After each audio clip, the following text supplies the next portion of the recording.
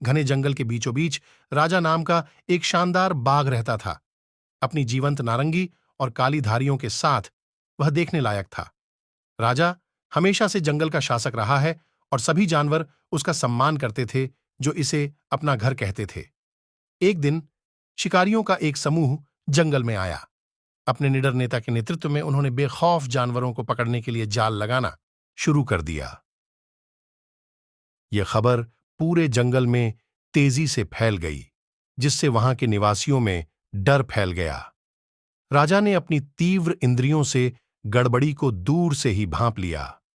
अपने साथी प्राणियों की रक्षा के लिए दृढ़ संकल्पित होकर वह शिकारियों को मात देने के मिशन पर निकल पड़ा। अपने हर कदम के साथ उसने अपने पीछे कोई निशान नहीं छोड़ा, खुद को घने पत्तों के बीच छिपा लिया।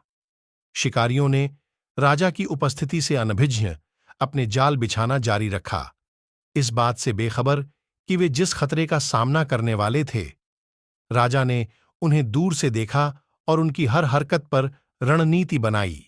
वह जानता था कि उनका सीधे सामना करने से केवल और अधिक विनाश होगा, इसलिए उसने एक अलग दृष्टिकोण अपनाने का फैसला किया। अपनी चपलता का उपयोग करते हुए राजा तेजी से एक पेड़ से दूसरे पेड़ की ओर बढ़ता गया और शिकारियों की हर हरकत को चुपचाप देखता रहा। उसने उनके पैटर्न को देखा और उनके इरादों को समझा। साहस और बुद्धि के मिश्रण के साथ उसने एक एक करके उनके जाल को नष्ट करना शुरू कर दिया, जिससे शिकारी हैरान और निराश हो गए। जैसे जैसे दिन हफ्तों में बदलते गए, शिकारी और अधिक निराश होते गए। उनके जाल रहस्यमय तरीके से रातों रात बेकार हो जाएंगे। वे भ्रमित थे, समझ नहीं पा रहे थे कि उनकी योजनाएं कैसे विफल हो रही हैं। राजा ने अपनी निगरानी जारी रखी और अथक रूप से अपने जंगल की रक्षा की। एक रात जब शिकारी अपनी कम होती कैंप फायर के आसपास बैठे थे, तो उन्हें दूर से एक तेज दहाड़ सुनाई दी।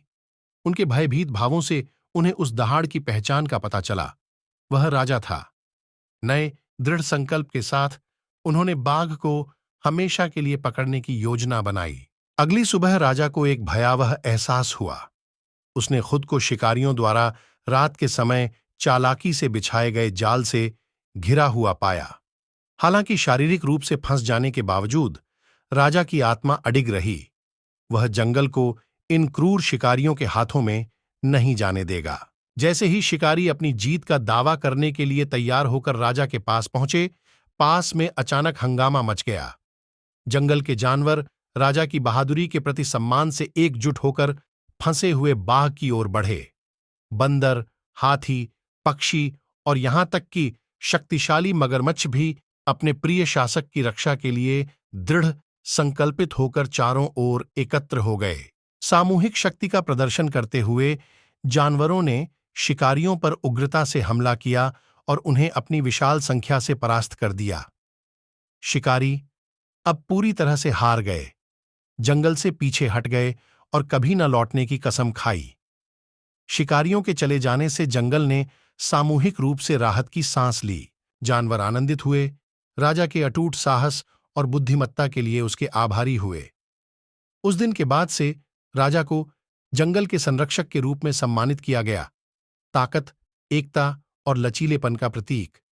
और इस तरह राजा बाघ की कहानी एक किंवदंती बन गई, जो पेड़ों के बीच फुसफुसाती थी और जंगल की नदियों में बहती थी। उनकी बहादुरी पीढ़ियों को विशाल जंगल के भीतर छिपे प्राकृतिक चमत्कारों की रक्षा करने और उन्हें संजोने के लिए हमेशा प्रेरित करती रहेगी।